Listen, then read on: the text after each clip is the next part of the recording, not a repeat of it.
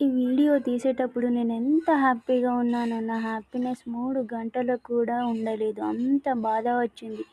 Please భర్తలకు చేతులెత్తి దండం పెడుతున్నా, పెళ్ళాం, పిల్లల గురించి కొంచెం ఆలోచించండి. మీకేమైనా అయితే భార్యల పరిస్థితి ఏమిటి? ఎవరు ఎవరికి ఏమి కారు. ముందు అయ్యో అంటారు, వెనక బాగైంది అంటారు. మనం మంచిగున్నప్పుడు మనోళ్ళు అంటారు.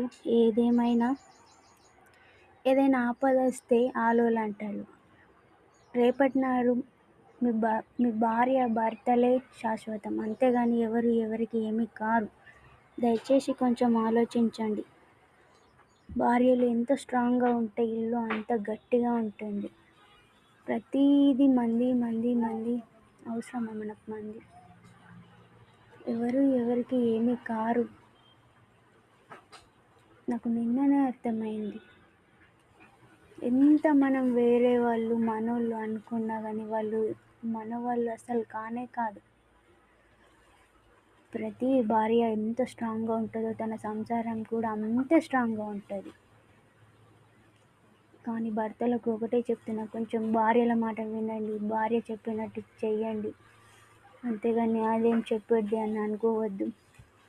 ప్లీజ్ పిల్లల ముఖమన్నా చూడండి.